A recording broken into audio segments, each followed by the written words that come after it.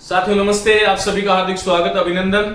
ज्ञान सुधा कॉलेज आयुक्ताल राजस्थान सरकार के इस मंच पर मैं आप सभी का हार्दिक स्वागत अभिनंदन करता हूं। उम्मीद है आप सब लोग बहुत अच्छे से पढ़ रहे होंगे। साथियों, आज हम हिंदी व्याकरण का एक बहुत ही महत्वपूर्ण बिंदु, जैसा कि आप लोग देख रहे हैं, क्रिया प्रकरण पर बात करने वाले हैं। देखिए, विद्यार्थी के लिए, क्योंकि मैंने मेरे शैक्षिक जीवन में ऐसा अनुभूत किया है कि कुछ प्रकरण ऐसे होते हैं जो विद्यार्थी के लिए बहुत जंजाल होते हैं, क्रिया भी उनमें से एक है। लेकिन इस बात के लिए मैं आपको आश्वस्त करता हूं कि इस व्याख्यान को, मैं क्रिया प्रकरण वाले इस भाग को 2 व्याख्यानों में लेने वाला हूं, और दोनों व्याख्यानों को जो विद्यार्थी ठीक ढंग से सुन लेगा उसके लिए समस्या समाप्त हो जाएगी। साथियों, देखा जाए तो क्रिया प्रकरण जो है वो सबसे सरल बिंदु है, लेकिन आधुनिक वैयाकरणों ने इसको थोड़ा उलझा दिया है। क्रिया शब्द संस्कृत की क्रि धातु से बना है और क्रि का अर्थ होता है करना। क्रिया शब्द जो है वो संस्कृत की क्रि धातु से बना है। इसका मतलब क्रिया एक शब्द है और उसकी जो धातु है वह क्रि है, और क्रि का अर्थ होता है करना, होना। तो साथियों, इस सृष्टि में कोई भी मनुष्य, कोई भी प्राणी जो जागतिक अवस्था में है, एक पल भर के लिए भी, एक निमिष भी, एक क्षण भर के लिए भी बिना क्रिया किए नहीं रहता है। तो हमारे ये जो क्रिया प्रकरण जो है वो हमारे दैनंदिन जीवन से जुड़ा हुआ है। देखिए, हम सुबह से लेकर शाम तक क्या कर रहे होते हैं, इस बिंदु को बहुत व्यावहारिक दृष्टि से समझने की आवश्यकता है। साथियों, देखिए, हम उठने से लेकर के सोने तक जितने भी जो कुछ काम करते हैं वही क्रिया है। परिभाषाओं की बात मैं थोड़ी देर बाद में करूंगा, सिद्धांतों की बात मैं बाद में करूंगा, लेकिन सुबह उठने से लेकर शाम को सोने तक और सोने से फिर जागने तक जितने भी क्रियाएं हैं, जितने भी काम हमारे माध्यम से हो रहे हैं, वो सब क्रिया है। उठना, बैठना, नहाना, सोना, धोना, लड़ना, झगड़ना, देना, मांगना, याचना, पढ़ना, हंसना, खेलना, ये सारे के सारे क्रियापद हैं। सवाल केवल और केवल यह है कि इन क्रियाओं की संरचना कैसे होती है। देखिए विद्यार्थी, ध्यान दें, क्रिया को हमें 2 भागों पर या 2 आधारों पर देखना चाहिए। साथियों, आप ऐसे ध्यान रखो कि एक तो आपको क्रिया की संरचना आनी चाहिए कि कोई क्रिया जो है वो उसकी संरचना क्या है, वो बनी कैसे है, उसकी व्युत्पत्ति क्या है। जब हम संरचना के आधार पर क्रिया की बात करते हैं तब वहां पर सामान्य क्रिया, क्रियार्थक क्रिया, संयुक्त क्रिया, प्रेरणार्थक क्रिया, नाम धातु क्रिया, कृदंत क्रिया, पूर्वकालिक क्रिया, अपूर्ण क्रिया, समापिका क्रिया, सहायक क्रिया, रंजक क्रिया, बहुत सारे भेद होते हैं। लेकिन इन भेदों के, इन नामों को सुन करके घबराने की कतई आवश्यकता नहीं है। मैं ये सब कुछ क्लियर करने वाला हूं। तो साथियों, मैंने कहा कि क्रिया प्रकरण को आपको 2 आधारों पर देखना चाहिए। एक तो क्रिया की उत्पत्ति जो है, अर्थात संरचना कैसे हुई, और दूसरा क्रिया का जो है कर्म के आधार पर, जैसा कि हम जानते हैं 2 भेद हैं, एक तो सकर्मक और एक अकर्मक। फिर सकर्मक के आगे एक कर्मक, द्विकर्मक, अकर्मक के आगे पूर्ण, अपूर्ण, पूरक, ये आगे भेद हो जाते हैं। एक व्याख्यान हम इस पे लेंगे। साथियों, पहली चीज आपको यह समझना आना चाहिए कि हिंदी में क्रिया और धातु, इन दोनों को लेकर के कुछ वैयाकरण ऐसा कहते हैं कि क्रिया और धातु एक ही हैं। तो मैं आपको यह स्पष्ट कर दूं कि क्रिया और धातु एक नहीं है। देखिए, क्रिया क्या है और धातु क्या है, इसके बारे में हम बात करते हैं। क्रिया का अर्थ है कोई ऐसा पद, कोई ऐसा शब्द जिससे किसी काम का होना सूचित हो। काम का होना सूचित होने वाले, होना सूचित करने वाले जो शब्द है वह क्रिया है। लेकिन धातु से किसी काम का होना या न होना या किसी पदार्थ के विषय में विधान नहीं किया जा सकता। तो धातु क्या है? जिस विकारी शब्द में प्रत्यय लग करके क्रिया का निर्माण किया जाता है, जिस विकारी शब्द में या जिस मूल शब्द में विकार होने से क्रिया बनती है, वह धातु है। लिख लीजिएगा, जिस मूल शब्द में विकार होने से क्रिया बनती है वह धातु है। धातु का यूं कह सकता हूं कि यदि आपसे आज के बाद में कोई पूछे कि धातु क्या है, तो आपको एक उत्तर देना है कि भाई साहब, जो क्रियापदों का जो मूल है, क्रियापदों का जो मूल है वही धातु है। या जिस शब्द में विकार होने से, या फिर जिस शब्द में विकार होने से, जिस शब्द में विकार होने से,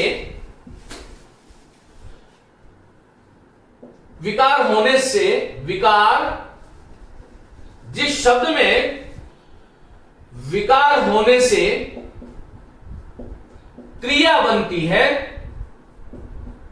क्रिया बनती है, वही धातु है। तो साथियों, आप ये समझ गए कि क्रिया अलग मामला है और धातु अलग है। धातु आपसे कोई पूछे तो ये धातु जो है वो क्रियापद का जो मूल है, रूट ऑफ द वर्ड, जो वर्ब का जो मूल है, जो क्रिया का जो बीज है, वह धातु है। और क्रिया क्या है? क्रिया शब्द जैसे आप सुनते हो तो उससे किसी काम के होने या न होने का, या किसी वस्तु की अवस्था का, या किसी वस्तु की स्थिति का बोध होता है। लेकिन धातु जो है वो रूट है, वो तो बीज है। तो धातु अलग हो गई, क्रिया अलग हो गई। पहली चीज तो हमें यह ध्यान रखना चाहिए।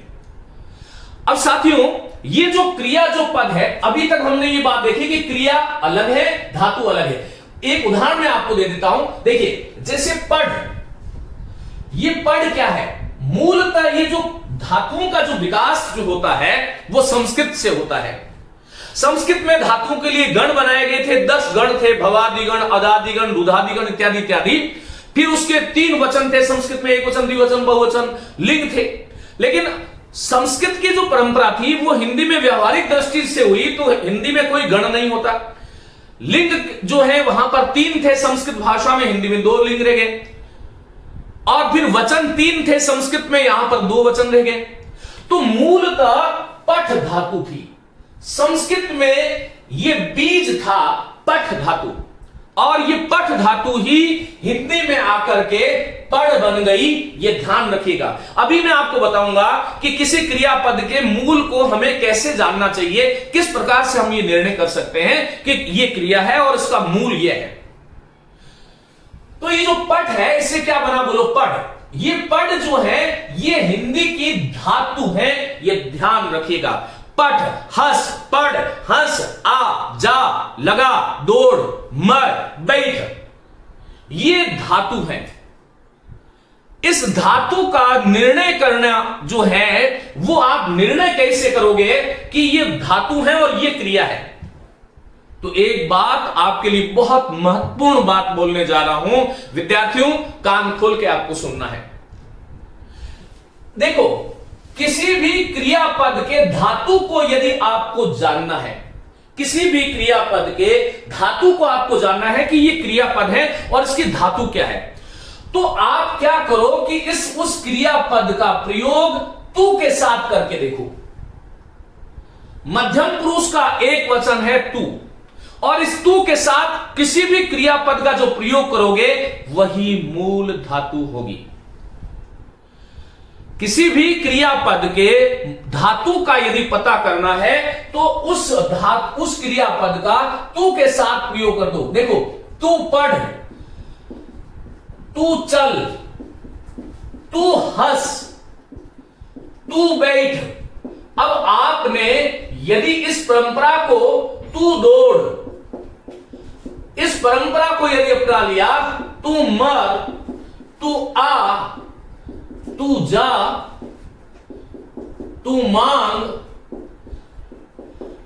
यहां पर आप लोगों को यह ध्यान रखना है कि मैंने यहां पर देखिएगा, तू पढ़, तू चल, तू हंस, तू बैठ, तू दौड़, तू मर, तू आ, तू जा, तू मांग।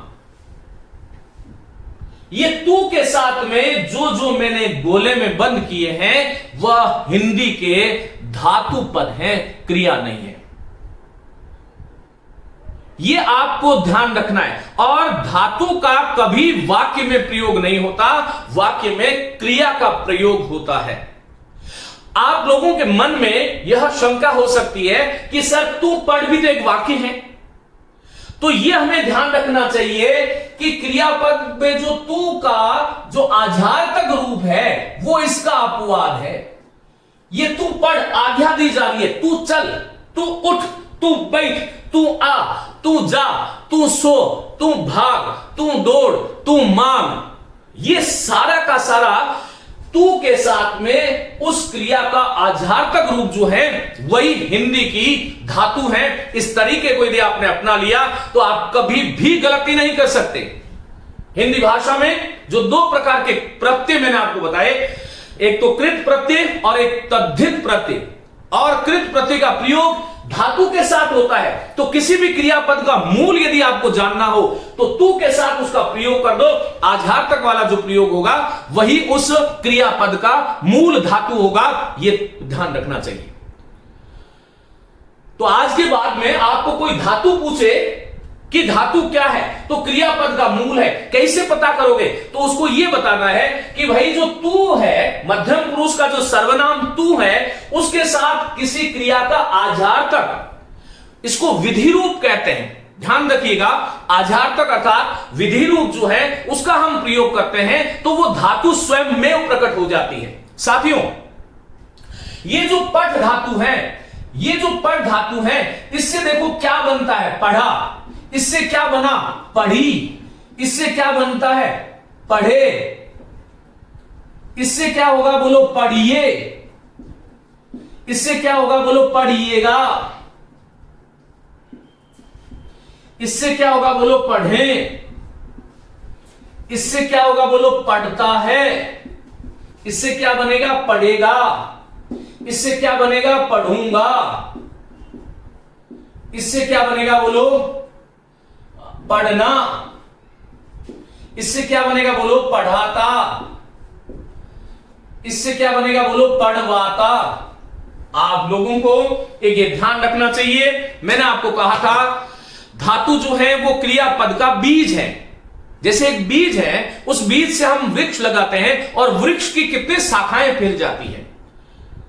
वैसे ही इस धरती पर जब पठ उत्पन्न हुआ था तो ये संस्कृत से प्राकृत और पाली और प्राकृत से होता हुआ हिंदी में जब आया तो ये पठ क्या बन गया, बोलो पढ़ बन गया। इसी पढ़ को हमने हिंदी में धातु कहा और ये बीज था। धातु विधाता का पर्यायवाची है, विधाता ब्रह्मा को कहते हैं। ब्रह्मा इस सृष्टि का बीज रूप है, आधार रूप है, जो क्रिया का जो आधार रूप है, जो जिस पर क्रिया रूपी भवन खड़ा होता है वही तो धातु है। इसलिए जो लोग ये कहते हैं कि क्रिया और धातु एक ही है, उनको ये समझना होगा कि धातु अलग है, क्रिया अलग है। धातु वो बीज है जिस पर क्रिया का भवन खड़ा होता है, ये आपको ध्यान रखना है। जैसे मैंने पढ़ धातु बोला, इस पढ़ में आ प्रत्यय जुड़ा तो पढ़ा बना, ई जुड़ा तो पढ़ी बना, ए जुड़ा तो पढ़े बना, ई जुड़ा तो पढ़िए बना, ई गा जुड़ा तो पढ़िएगा, ए जुड़ा तो पढ़े, ता जुड़ा वर्तमान कालिक कृदंत, ता जुड़ा तो पढ़ता,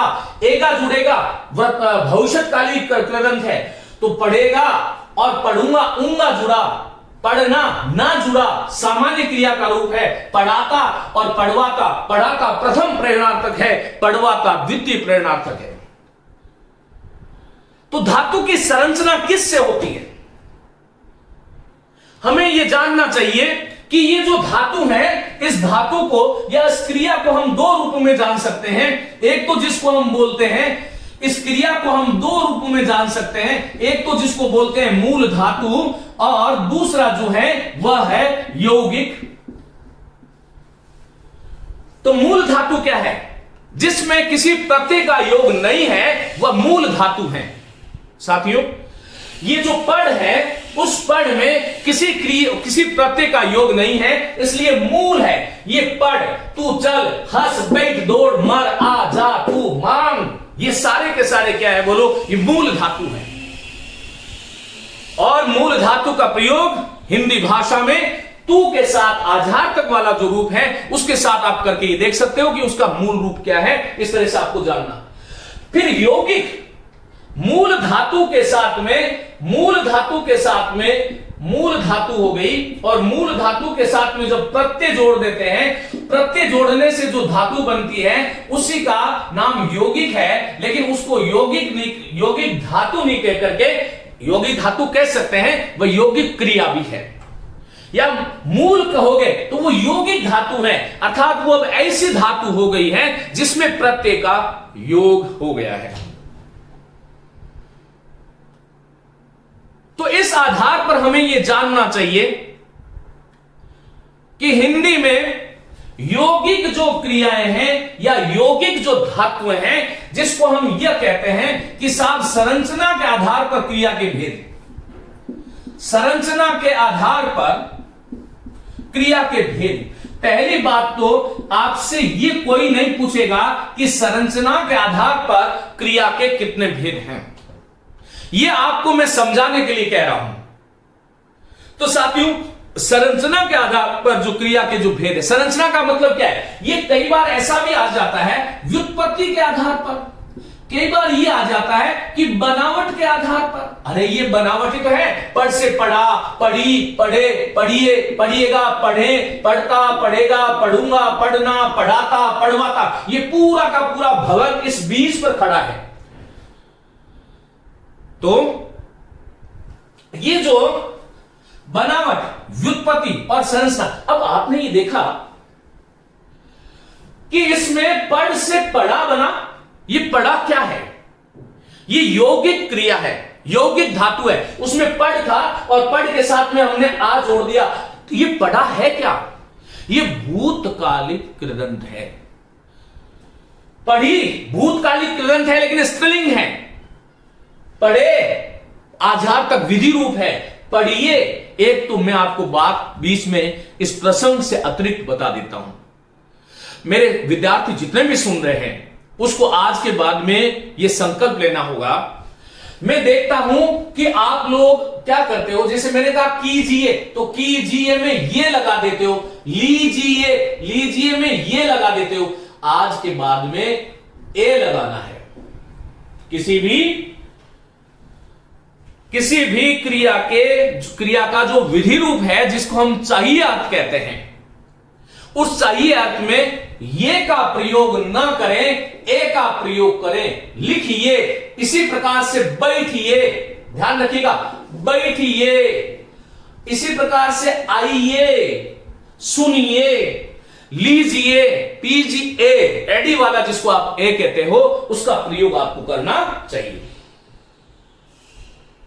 तो साथियों, हम जो ये कह रहे हैं, यहां बीच में मैं बता रहा था, ये पढ़िए, तो इसमें क्या है, ये यौगिक है, इसमें ये प्रत्यय किसके साथ जुड़ा, पढ़ के साथ में। अब आपको यही समझना है। इसी प्रकार से मैंने कहा पढ़ना, आपसे किसी ने पूछ लिया कि पढ़ना कैसी क्रिया है, तो आपका उत्तर होना चाहिए कि पढ़ना जो है वो सामान्य साधारण क्रिया या क्रियार्थक क्रिया। आगे हम इसके बारे में बात करने वाले हैं। अब मैंने कहा पढ़ाना कैसी क्रिया है, तो ये प्रेरणार्थक है। कौन सा प्रेरणार्थक है, पढ़ाना, तो ये पढ़ाना जो है प्रथम प्रेरणार्थक है, और पढ़वाना कौन सा प्रेरणार्थक है, तो द्वितीय प्रेरणार्थक है। ये सारी की सारी कैसी क्रियाएं हैं बोलो, यौगिक क्रियाएं हैं, जिसको मैं बोल रहा हूं व्युत्पत्ति, संरचना, बनावट के आधार पर क्रिया भेद। इसका एक बार स्क्रीनशॉट लें, मैं आगे चलूंगा और फिर हम व्युत्पत्ति और संरचना के आधार पर जो क्रिया के जितने भी भेद हैं, इसके बारे में मैं आज आप लोगों से विस्तार से बात करने वाला हूं। साथियों, एक बात और ध्यान रखें कि क्रिया जो है वो विकारी पद है, क्रिया विकारी पद है। फिर बोल रहा हूं, क्रिया विकारी पद है, और क्रिया में जो विकार है वो लिंग, वचन, काल, वाच्य और पुरुष के अनुसार होता है। क्रिया विकारी पद है और क्रिया में जो विकार होता है वो लिंग के अनुसार, वचन के अनुसार, काल के अनुसार, पुरुष और वाच्य के अनुसार होता है। इस बारे में मैं अगली कक्षा में बात करूंगा। अभी मैं यहां से ये शुरू करता हूं आज की कक्षा को, और वो ये रही, आप देखिएगा कि बनावट कह सकते हैं, संरचना कह सकते हैं, या फिर व्युत्पत्ति कह सकते हैं, के आधार पर क्रिया के भेद, के आधार पर क्रिया के जो भेद हैं उसके बारे में हम बात करने वाले हैं। इन भेदों में हम देखिएगा पहली जो बात करेंगे वो बात करेंगे हम सामान्य धातु या सामान्य क्रिया, क्रिया शब्द का प्रयोग करूंगा अब मैं, आप लोग समझ गए होंगे। इसी का एक नाम साधारण क्रिया है, और जब इसे ही वाक्य में प्रयुक्त कर दिया जाता है तब यही जो सामान्य रूप है क्रिया का, ये क्रियार्थक संज्ञा का काम करता है। 3 नाम मैंने आपको दिए। अब यहां से आपको बहुत शांत होकर के पढ़ना है। क्रिया की परिभाषा आपसे कोई पूछे तो क्रिया की परिभाषा मैंने आपको पूर्व के व्याख्यानों में बताई है कि जिस शब्द के द्वारा किसी पदार्थ के विषय में विधान करने वाले, किसी पदार्थ के विषय में विधान करने वाले, विषय में विधान करने वाले जो शब्द है, विधान करने वाले जो शब्द हैं, वाले शब्द जो हैं वो व्याकरण में क्या कहलाते हैं, बोलो, क्रिया कहलाते हैं। ये देखो, हम कहते हैं कि ऐसा शब्द जिससे किसी काम का होना, काम, किसी घटना का घटना, किसी की अवस्था, किसी की स्थिति को बताने वाले जो शब्द हैं वो क्रिया है। ये परिभाषा है, लेकिन ये परिभाषा जो है आप ध्यान रखिएगा स्कूली परिभाषा है। जो प्रतियोगी परीक्षार्थी हैं उसको ये ध्यान रखना चाहिए, किसी पदार्थ के विषय में विधान करने वाले शब्द क्या है कि क्रिया है। पदार्थ क्या है, जितनी भी संज्ञाएं हैं उन संज्ञाओं के विषय में, सर्वनाम के विषय में जो हम किसी शब्द के माध्यम से जो विधान करते हैं वो क्रिया है। देखो, मैंने कहा पानी, तो पानी के साथ में मैंने पानी बरसा, पानी गिरा, पानी बहा, पानी फैला, घोड़ा आया, घोड़ा बैठा, हाथी है, तो कहीं अवस्था है, कहीं स्थिति है। इस प्रकार किसी भी पदार्थ, राम जा रहा है, तो ये जो है किसी राम के विषय में जा रहा है, इन शब्द समूह से हम विधान करते हैं, और वो विधान करने वाले जो शब्द हैं वही क्रिया कहलाते हैं। ये आप ध्यान रखिएगा, विशेष बात है।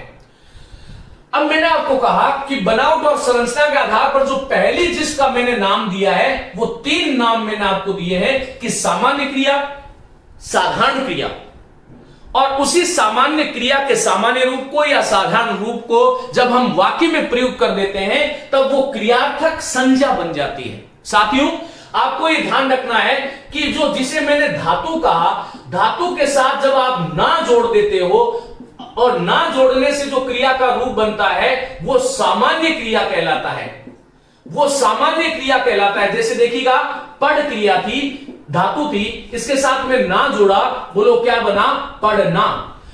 हिंदी में क्रिया है हो के आगे ना जोड़ा, बोलो क्या बना, होना। इसी प्रकार से मैंने आ है, आ क्रिया है, ना जोड़ा, बोलो क्या बना, आना। इसी तरह से हंस क्रिया है और मैंने ना जोड़ा, बोलो क्या बना, हंसना।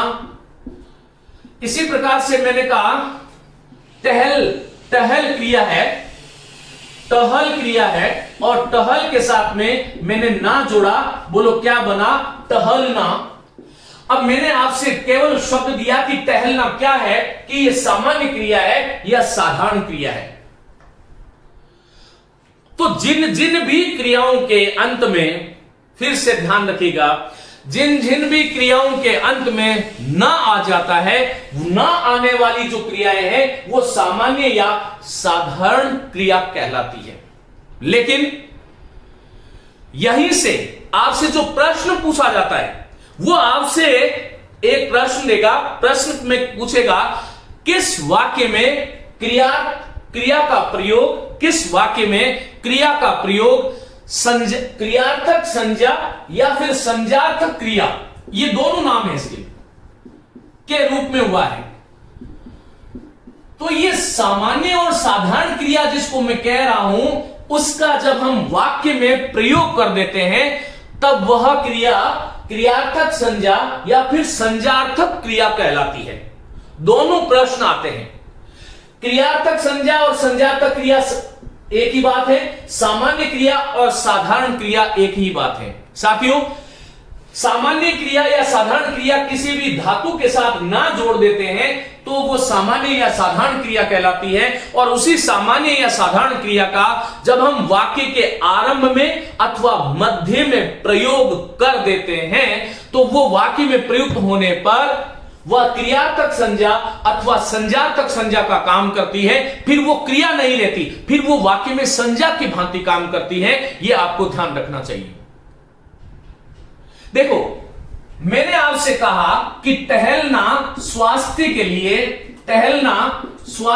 लिए लाभकारी है, हितकर है, कुछ भी मैंने बोला हितकर है। इसी प्रकार से मैंने कहा कि पढ़ना एक श्रेष्ठ गुण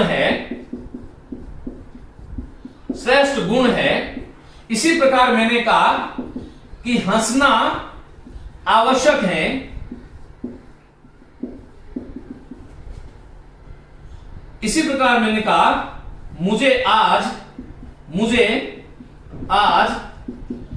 जाना ही होगा।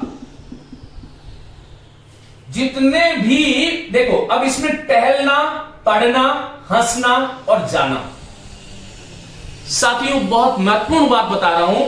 इसमें टहलना, पढ़ना, हंसना और जाना ये क्रिया नहीं है, इसका नाम है क्रियार्थक संज्ञा या फिर इसका नाम संज्ञार्थक क्रिया भी हो सकता है। यह आपको ध्यान रखना है। टहलना, पढ़ना, हंसना और जाना। देखो, क्रिया का सामान्य रूप कौन सा होता है? धातु के साथ ना जुड़ गया, और धातु के साथ ना जुड़ गया तो उसका सामान्य क्रिया या साधारण क्रिया नाम हो गया, और इसी सामान्य या साधारण क्रिया का जब हम वाक्य में प्रयोग कर देते हैं तब वो क्रियार्थक संज्ञा अथवा संज्ञार्थक क्रिया हो जाती है। लेकिन इसकी शर्त क्या है कि ये जो सामान्य क्रिया है ये वाक्य के या तो आरंभ में आए, लिखिएगा, वाक्य के आरंभ में आए, आरंभ में अथवा मध्य में आना चाहिए, अथवा मध्य में, अंत में नहीं आना चाहिए। अंत में नहीं, यह ध्यान रखिएगा। क्रिया का ना रूप अंत में आ रहा है तो वो क्रिया ही होगा, वो फिर क्रियार्थक संज्ञा अथवा संज्ञार्थक क्रिया नहीं होगा। साथियों, इस वाक्य में टहलना स्वास्थ्य, टहलना क्रिया नहीं है, ये संज्ञा है, ये क्रिया से बनी हुई संज्ञा है, इसलिए इसको हम क्रियार्थक संज्ञा अथवा संज्ञार्थक क्रिया कहते हैं। पढ़ना इस वाक्य में क्रिया नहीं है, पढ़ना एक संज्ञा है। और कैसी क्रिया, कैसी संज्ञा है? संज्ञार्थक क्रिया या फिर क्रियार्थक जो है क्रियार्थक संज्ञा, क्रिया अर्थ वाली संज्ञा। क्योंकि क्रिया से तो हम किसी पदार्थ के विषय में विधान करते हैं, किसी पदार्थ के विषय में विधान, या टहलना शब्द से किसी पदार्थ के विषय में विधान नहीं किया गया है, अपितु वो ये टहलना, हंसना, बैठना। मैंने कहा कि मुझे बैठना अच्छा लगता है, मेरी बात तो सुनिएगा, मुझे बैठना अच्छा लगता है, इसमें आया हुआ, इस वाक्य में आया हुआ बैठना जो है वो क्रिया नहीं है, ये शब्द क्रिया से बना है, लेकिन ये संज्ञा की भांति प्रयुक्त हो रहा है। तो हमें ये ध्यान रखना चाहिए, ये आना कहां चाहिए? ये जो सामान्य क्रिया का जो रूप है या तो वाक्य के आरंभ में आएगा अथवा मध्य में आएगा, तभी ये क्रियार्थक संज्ञा अथवा संज्ञार्थक क्रिया बनेगा, अन्यथा नहीं बनेगा। ये आपको ध्यान रखना है। तो साथियों, अंत में नहीं आना चाहिए। जैसे मैंने कहा, आप छुट्टियों में पढ़ना। अब मैंने ये वाक्य दे दिया और मैंने आपसे पूछा, ये 4 वाक्य दे दिए मैंने, 1, 2, 3 और 4, और मैंने आपसे प्रश्न ये किया था, ये ए है, बे, से और दे, और मैंने आपसे प्रश्न किया कि निम्न में से किस वाक्य में क्रियार्थक संज्ञा अथवा संज्ञार्थक क्रिया का प्रयोग नहीं हुआ है? तो इसमें आपको ध्यान रखना है कि पढ़ना एक श्रेष्ठ गुण है, इस वाक्य में आया हुआ पढ़ना क्रियार्थक संज्ञा अथवा संज्ञार्थक क्रिया है। हंसना आवश्यक है स्वास्थ्य के लिए, तो यह संज्ञार्थक क्रिया है। मुझे आज जाना होगा, मध्य में आया है, संज्ञार्थक क्रिया है। आप छुट्टियों में पढ़ना, यह वाक्य के अंत में आया है, इसलिए यहां पर पढ़ना जो है यह क्रियार्थक संज्ञा अथवा संज्ञार्थक संज्ञा नहीं, क्रियार्थक क्रिया अथवा संज्ञार्थक क्रिया नहीं है। यह बात आपको ध्यान रखनी है। वाक्य के या तो आरंभ में आए या वाक्य के मध्य में आए, क्रिया का सामान्य रूप वाक्य के आरंभ में या मध्य में आएगा, तभी उसको हम क्रियार्थक संज्ञा अथवा संज्ञार्थक क्रिया कहेंगे। ये अंत में आ रहा है तो ये क्रिया का विधि रूप है, क्रिया का विधि रूप है, ये आपको ध्यान रखना चाहिए। जब हम क्रियाओं को पढ़ते हैं तो आम तौर पर विद्यार्थी क्या करता है, उसको रट लेता है, उसको लगता है कि पढ़ना, जाना, हंसना, टहलना ये सब क्रियाएं हैं। अरे भाई, जब वाक्य में प्रयोग हो गया तो प्रयोग के आधार पर ही हमें पद का परिचय देना चाहिए। इन वाक्यों में आया हुआ टहलना, पढ़ना, हंसना क्रिया नहीं है, ये संज्ञा की भांति प्रयोग हुआ है, क्योंकि क्रिया से तो किसी पदार्थ के विषय में विधान किया जाता है। इन वाक्यों में आया हुआ टहलना, पढ़ना, हंसना और जाना, इनसे विधान नहीं है, बल्कि आप छुट्टियों में पढ़ना, यहां पर विधान है, इसलिए ये क्रिया है। और क्रिया का कैसा रूप है? ये क्रिया का विधि रूप है। हमें ऐसे आपको जानना होगा, यदि इस तरह से आप पढ़ोगे तो आनंद आ जाएगा। मैंने आपसे एक वाक्य पूछा कि हम नाच नहीं देखते, नाच नहीं देखते हैं। मैंने आपसे कहा कि इस वाक्य में आया हुआ जो नाच शब्द है, इस वाक्य में आया हुआ जो नाच शब्द है वो क्या है? हम नाच नहीं देखते हैं, इस वाक्य में आया हुआ जो नाच शब्द है वो क्या है? और आपको यह लगेगा कि नाचना, बैठना, उठना ये तो क्रिया है, ये क्रिया नहीं है। इस वाक्य में आया हुआ ये नाच जो शब्द है ये भाववाचक संज्ञा है साथियों, ये ध्यान रखिएगा। और यदि मैंने ऐसे कह दिया कि मुझे नाचना अच्छा नहीं लगता, मुझे नाचना अच्छा नहीं लगता, अच्छा नहीं लगता, यदि मैंने ये वाक्य बोला होता और मैं आपसे पूछता कि इस वाक्य में आया हुआ नाचना क्या है, तो ये नाचना संज्ञार्थक अथवा क्रियार्थक क्रिया है। इसमें आया हुआ नाच क्या है कि ये भाववाचक संज्ञा है, आपको ऐसे ध्यान रखना होगा। और इसी प्रकार से यदि मैंने कहा कि तू आज शाम को नाचना, तू आज शाम को नाचना, तो यहां पर वाक्य के अंत में आ गया तो वो क्रिया हो जाएगा और क्रिया का सामान्य रूप हो जाएगा, ये आपको ध्यान रखना चाहिए। मैंने कहा कि आज घोड़ों ने दौड़, आज जो है घोड़ों ने दौड़ लगाई, इसमें दौड़ क्या है? क्रिया नहीं है, ये भाववाचक है। घोड़ों की दौड़ देखने में आज गया, या राम घोड़ों की दौड़ देखने गया, इस वाक्य में आया हुआ जो दौड़ है क्रिया नहीं है, भाववाचक संज्ञा है। आपको यह ध्यान रखना चाहिए। मैंने कहा कि राम कई प्रकार के खेल खेलता है, इस वाक्य में आया हुआ जो खेल है वो भाववाचक है, आपको ऐसे ध्यान रखना पड़ेगा। तो साथियों ये देखो, ये क्रिया का सामान्य रूप जो है यहां हमने देखा कि वाक्य में प्रयुक्त होगा तो क्रियार्थक अथवा संज्ञार्थक क्रिया बन जाता है। हम आगे की बात करते हैं। आइए, आपको यह ध्यान रखना है कि इसी सामान्य क्रिया का रूप है, इसी सामान्य क्रिया के रूप से आगे की क्रियाओं का निर्माण होता है। कैसे निर्माण होता देखिएगा। संज्ञार्थक क्रिया की हमने बात करी, पहली जो क्रिया है वो संज्ञार्थक क्रिया है। दूसरी जो क्रिया जिसके बारे में हमें बात करना चाहिए वो साथियों दूसरी क्रिया है संयुक्त क्रिया। अब यदि मैं आपसे पूछूं कि संयुक्त क्रिया कहते किसे हैं, तो आप लोगों का उत्तर क्या होगा ये बताइए। आप सोचिए, संयुक्त क्रिया किसे कहते हैं? लिखिएगा, जब दो या दो से अधिक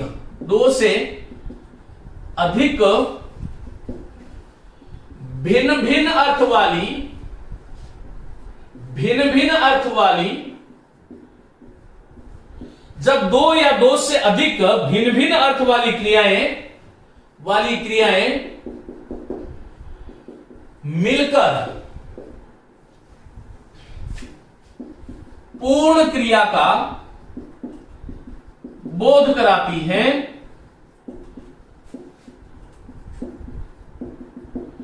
उसे हम संयुक्त क्रिया कहते हैं। उसे हम संयुक्त क्रिया कहते हैं। ध्यान रखिएगा, नोट लिखिएगा, संयुक्त क्रिया में मुख्य अर्थ देने वाली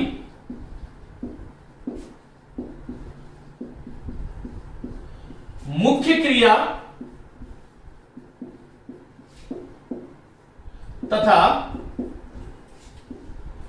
मुख्य क्रिया का साथ देने वाली या मुख्य क्रिया के अर्थ में या मुख्य क्रिया के अर्थ में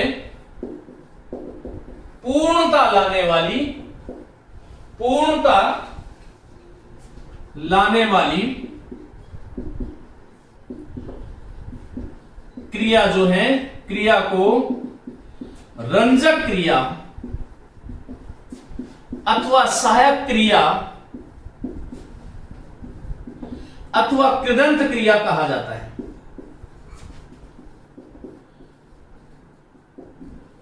यह आपको ध्यान रखना है कि ऐसी क्रियाएं जो दो या दो से भिन्न भिन्न अर्थ वाली जो क्रियाएं हैं मिलकर के यदि एक पूर्ण क्रिया का बोध कराती है तो ऐसी क्रियाएं संयुक्त क्रियाएं कहलाती है। संयुक्त क्रियाएं जो है उनका निर्माण एक मुख्य क्रिया मुख्य क्रिया के साथ रंजक क्रिया हो सकती है, सहायक क्रिया हो सकती है, सामान्य क्रिया हो सकती है, अर्थात अथवा उस मुख्य क्रिया के साथ कृदंत क्रियाओं का मेल भी हो सकता है। तो साथियों, सबसे बड़ी जो बात है वो आपको यह ध्यान रखना चाहिए कि भिन्न भिन्न अर्थ वाली क्रियाएं मिलनी चाहिए। मैं बहुत बार पुस्तकों में देखता हूं, वो लिखते हैं कि दो या दो से अधिक क्रियापद मिलकर के संयुक्त क्रियाएं बनती है। नहीं, देखो, दो या दो से अधिक क्रियाएं मिलकर के संयुक्त क्रियाएं ये बनती है, इसमें कोई संदेह नहीं है, लेकिन वो भिन्न भिन्न अर्थ वाली क्रियाएं होनी चाहिए, तभी संयुक्त क्रिया बनेगी, अथवा सजातीय क्रिया भी बन सकती है। जैसे मैंने कहा, राजस्थान के वीरों ने अनेक लड़ाइयां लड़ी। अब ये लड़ाइयां और लड़ी ये एक ही क्रिया है, इस वाक्य में आई हुई क्रिया संयुक्त क्रिया नहीं है, सजातीय क्रिया है। मैंने कहा कि मैंने जीवन में अनेक चढ़ाइयां चढ़ी, तो चढ़ाइयां और चढ़ी ये एक क्रिया के दो रूप हैं, इसलिए सजातीय क्रिया है। मैंने कहा पक्षी विचित्र बोली बोलते हैं, इस वाक्य में बोली बोलते हैं, इसमें पहली क्रिया बोली बोलते हैं ये जो है ये संयुक्त क्रिया नहीं है, ये ध्यान रखिएगा, ये सजातीय क्रिया है। ये आपको सदैव ध्यान रखना चाहिए कि संयुक्त क्रिया में आई हुई दोनों क्रियाएं जो हैं वो अलग अलग होती हैं। जैसे मैंने कहा कि इस समय वह पढ़ रहा होगा। साथियों, आपसे यह पूछेगा कि इस वाक्य में क्रिया किस प्रकार की क्रिया का प्रयोग हुआ है। वह इस समय पढ़ रहा होगा या इस समय वह पढ़ रहा होगा। इस समय वह पढ़ रहा होगा या पढ़ रहा है या पढ़ रहा था। हमें यह ध्यान रखना होगा कि इसमें पढ़ रहा और होगा ये तीन अलग अलग क्रियाएं हैं। तभी मैं कह रहा हूं कि दो या दो से अधिक भिन्न भिन्न अर्थ वाली, क्योंकि इसमें एक क्रिया है पढ़ना, एक क्रिया है रहना और एक क्रिया है होना। ये ध्यान रखिएगा, पढ़ना से पढ़, रहना से रहा और होना से होगा। ये तीन क्रियाएं थी और तीनों अलग अलग अर्थ वाली क्रियाएं थी, तब इसका नाम संयुक्त क्रिया हुआ। ये ध्यान रखिएगा। जैसे मैंने कहा छात्राओं को अब जाने दो, छात्राओं को अब जाने दो। इस वाक्य में आया हुआ पहला क्या है? जाने। तो इसका मूल रूप है जाना और आगे क्या है? देना। जाना और देना दो भिन्न भिन्न अर्थ वाली क्रियाएं एक वाक्य में प्रयुक्त हुई, इसलिए इसका नाम क्या हो गया? बोलो, संयुक्त क्रिया हो गया। इसी प्रकार से मैंने कहा कि मैं यदा कदा उससे मिल लिया करता हूं। साथियों, इसमें देखो चार क्रियाएं हैं। पहली क्रिया थी मिलना, मिलना का मिल रहा, फिर लिया, लेना का लिया हुआ, मूल क्रिया ले थी, ना इसलिए जोड़ रहा हूं सामान्य रूप वाला। फिर था करना, और हूं जो है वो होना का रूप है। ये आपको ध्यान रखना चाहिए कि संयुक्त क्रिया उसे ही कह सकते हैं जिसमें दो भिन्न भिन्न अर्थ वाली क्रियाएं मिलकर के किसी एक क्रिया के अर्थ को पूर्ण करती हैं, उसे ही हम संयुक्त क्रिया कहते हैं। ये आपको ध्यान रखना चाहिए। इनमें आया हुआ होगा, दो, किया, हूं, ये सहायक क्रिया है। अब मैंने आपसे कहा कि इस समय वह पढ़ रहा होगा। इस वाक्य में आई हुई क्रिया कैसी है कि इस वाक्य में आई हुई क्रिया संयुक्त है। अब मैंने आपसे थोड़ा आगे पढ़ करके एक प्रश्न पूछ लिया, इस समय वह पढ़ रहा होगा में मुख्य क्रिया कौन सी है? पढ़ रहा होगा, रहना, होना। ये इस पढ़ के मुख्य क्रिया का जो अर्थ था उसको पूर्णता प्रदान कर रही है, इसलिए यह सहायक क्रिया है। और मैंने कहा छात्रों को अब जाने, तो जाना मुख्य क्रिया है, दो जो है मुख्य नहीं है, सहायक क्रिया है इसकी। मैं यदा कदा उससे मिलना मुख्य क्रिया है, लिया करता हूं। ये इस मिलना के अर्थ को स्पष्ट करने के लिए वाक्य में प्रयुक्त हुई। मैंने कहा कि मैं अक्सर यहां आ जाया करता हूं, तो आना, जाना, करना, होना, चार क्रियाओं का प्रयोग हुआ। भिन्न भिन्न अर्थ वाली क्रिया है, संयुक्त क्रिया है। मैं समझता हूं कि मेरे विद्यार्थियों की बात समझ में आ गई कि आज के बाद में आपसे कोई सहायक क्रिया के विषय में पूछे तो कहीं कोई शंका नहीं होगी, मैं ऐसा समझता हूं। साथियों, मैंने आपको कहा कि संयुक्त क्रिया में मुख्य अर्थ देने वाली मुख्य क्रिया और मुख्य क्रिया के अर्थ में पूर्णता प्रदान वाली करने वाली क्रिया को रंजक क्रिया कहते हैं। आखिर ये रंजक क्रिया होती क्या है? रंजक अर्थात विशिष्टता प्रदान करना, मूल क्रिया के अर्थ में जो विशेषता उत्पन्न कर देती है। फिर से सुनिएगा, मूल क्रिया के मुख्य क्रिया के अर्थ में जो विशेषता उत्पन्न कर देती है उसका नाम रंजक क्रिया है। और रंजक क्रिया के रूप में प्रयुक्त जो क्रिया है वो अपना स्वयं का जो अर्थ है वो खो देती है और खो करके अन्य संदर्भों में प्रयुक्त होती है। देखो, जैसे मैंने कहा उठना, उठना क्या है? बोलो, सामान्य क्रिया है। बात समझ में आ रही है? उठना लेकिन इस उठना का रंजक प्रयोग देखिएगा। मैंने कहा बरसाती बादलों को देखकर, बरसाती बादलों को देखकर उसका मन मयूर नाच उठा। साथियों, इसमें ये आपसे पूछे कि ये वाक्य इस वाक्य में उठा क्या है, तो उठा जो है रंजक क्रिया है। या उठा का मतलब उठना नहीं है, अपितु नाच जो मुख्य क्रिया थी उसके अर्थ को एक विशेष छवि प्रदान करती है, विशेषता उत्पन्न कर रही है। इस नाच के अर्थ में विशिष्टता उत्पन्न कर रही है। उठना का सामान्य प्रयोग नहीं है, या उठना का सामान्य प्रयोग यदि होता तो ये सामान्य क्रिया होगी। लेकिन बरसाती बादलों को देखकर उसका मन मयूर नाच उठा। मन उठता नहीं है, नाच करके उठा नहीं है वो, अपितु नाच उठा एक अलग ही प्रकार का अर्थ, अलग ही प्रकार की भंगिमा है। तो ये ध्यान रखिएगा। जैसे मैंने कहा मरना क्रिया है। अब मरना क्रिया का सामान्य प्रयोग कैसे हुआ? देखो, दुर्घटनाग्रस्त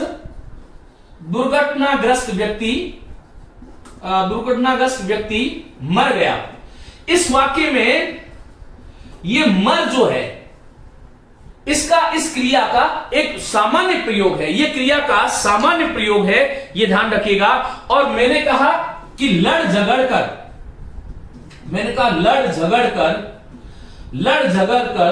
वह अपना हिस्सा ले मरा।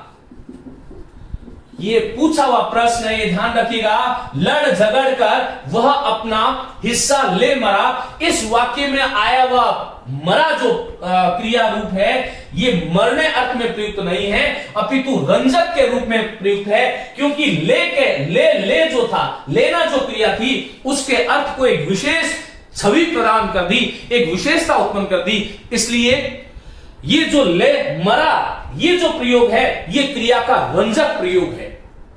लेकिन लेना और मरना ये दोनों क्रियाएं हैं, इसलिए ये क्रिया एक ऐसी है, संयुक्त क्रिया है, और संयुक्त क्रिया में ही रंजक क्रिया और सहायक क्रिया होती है। साथियों, सहायक क्रिया होती क्या है, देखो ये ध्यान रखो, मैं इसको मिटा रहा हूं, आप लोग इसका स्क्रीनशॉट ले लें।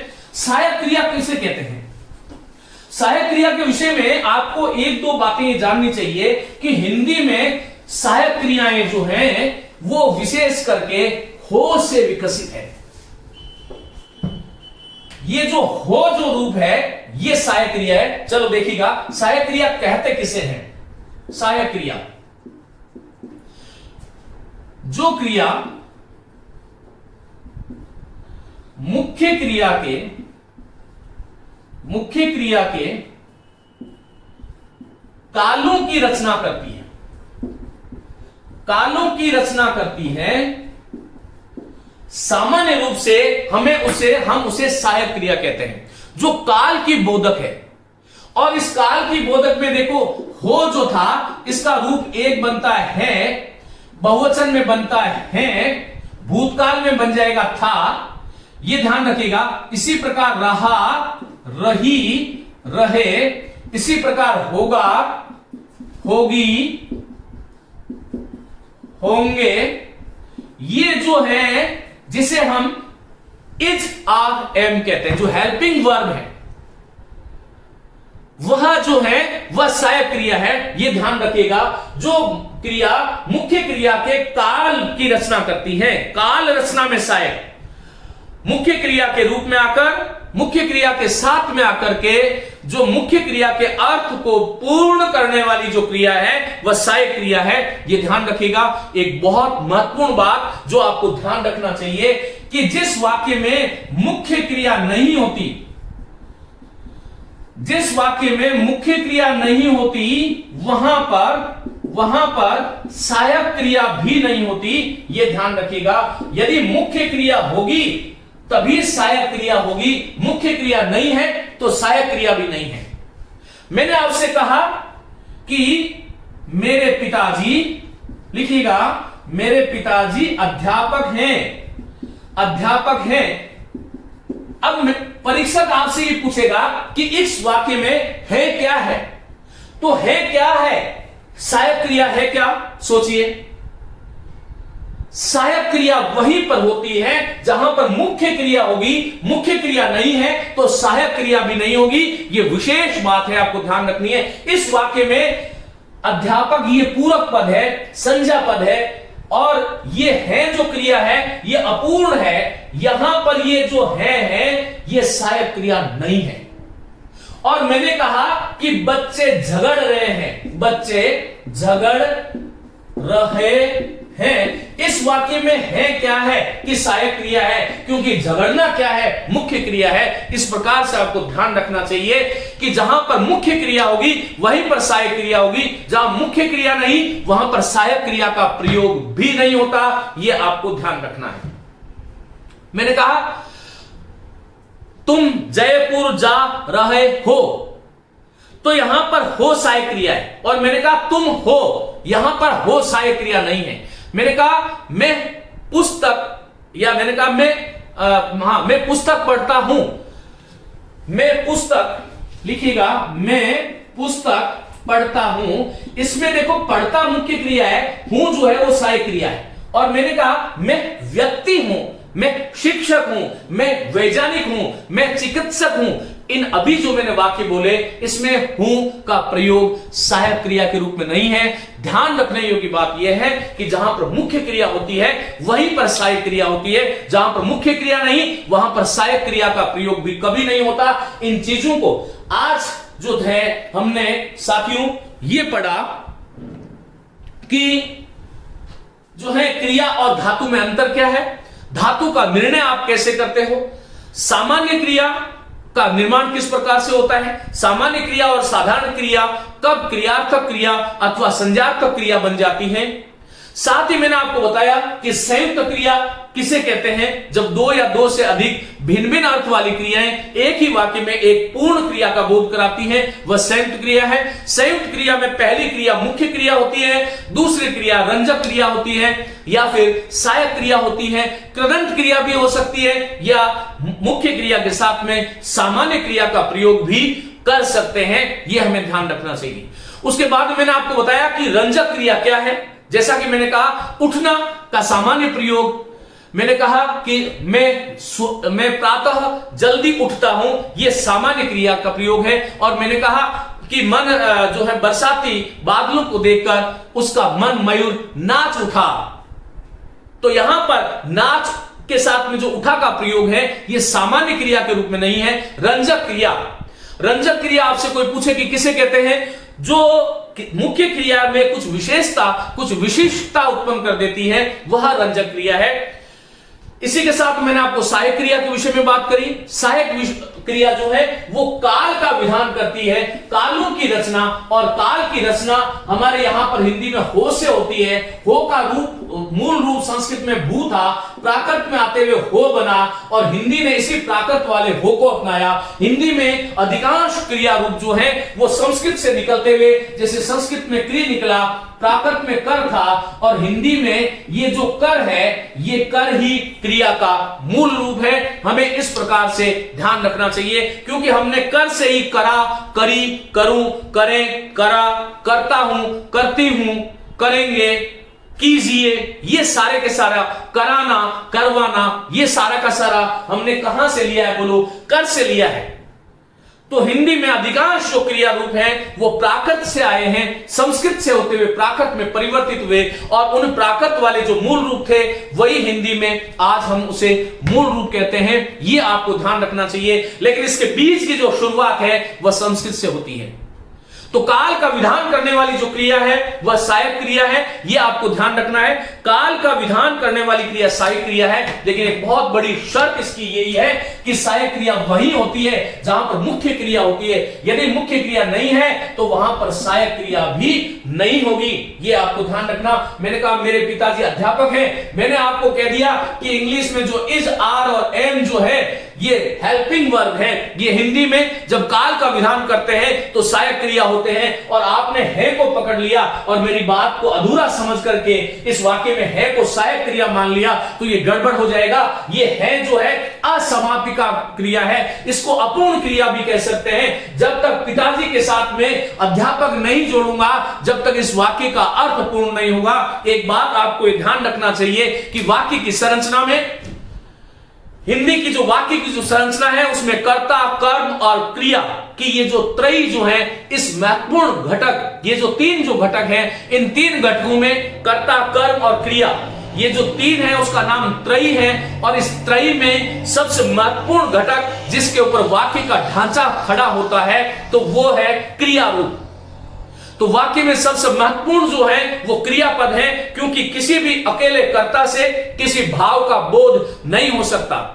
वाक्य में कोई भी अकेला कर्म किसी अर्थ को व्यक्त करने की क्षमता नहीं रखता, लेकिन वाक्य में आया हुआ अकेला क्रियापद पूर्ण वाक्य हो सकता है। इस बात को लिख लें, अकेला क्रियापद पूर्ण वाक्य हो सकता है। मैंने कहा बैठो, उठो, जाओ, हंसो, आओ, ये जो मैंने अभी बोला इससे भाव, कोई ना कोई भाव स्पष्ट हो रहा है। मैं जब आओ कह रहा हूं इसका मतलब मैं आपको कह रहा हूं कि आप इधर आइए। लेकिन मैंने राम, श्याम, गीता, सीता, पुस्तक, पहाड़, नदी, पर्वत बोला तो कोई भाव नहीं हो सकता, ये ध्यान रखिएगा। तो कर्ता, कर्म और क्रिया, ये वाक्य की जो त्रयी है, वाक्य के समस्त घटकों में जो महत्वपूर्ण घटक है वह क्रिया है। और इस क्रिया की संरचना की हम बात कर रहे हैं इस श्रृंखला में। मैं आगे आपसे बात करूंगा प्रेरणार्थक क्रिया। प्रेरणार्थक क्रिया जो है इन्हीं सामान्य क्रिया रूपों से बनती है। जैसे मैंने कहा हंसना, हंसाना, हंसवाना, पढ़ना, पढ़ाना, पढ़वाना। प्रेरणार्थक क्रिया में प्रेरित करने वाला कर्ता कुछ और होता है, प्रेरक कर्ता जिसे कहते हैं, और प्रेरित कोई और होता है। प्रेरणार्थक क्रिया के दो रूप हो जाएंगे, प्रथम प्रेरणार्थक और द्वितीय प्रेरणार्थक। आगे की व्याख्यान में इसके बारे में बात करूंगा। साथ ही जिसको नामिक क्रियाएं या फिर नाम धातु क्रिया कहते हैं, नामिक क्रियाएं या नाम धातु, जैसे हथियाना, बतियाना, लतियाना, सठियाना, हड़बड़ाना, लपलपाना, मिमियाना, ये क्यों नाम धातु क्रिया है? गरमाना, शर्माना, फिल्माना, ये सारी की सारी क्यों नाम धातु क्रिया है, इसके बारे में बात करेंगे। साथ ही पूर्वकालिक क्रिया जो है वो क्या होती है, इसके बारे में अगले व्याख्यान में बात करूंगा। तब तक के लिए आप इस व्याख्यान को ढंग से पढ़िएगा। क्रिया को लेकर के आज का जो व्याख्यान था वो पूरा का पूरा क्रिया की बनावट, जो धातु के साथ में जो हम प्रत्यय जोड़ करके जो क्रिया का जो निर्माण करते हैं उसके संदर्भ में था। उम्मीद है आपको यहां से बहुत कुछ नया सीखने को मिलेगा। नमस्ते, धन्यवाद।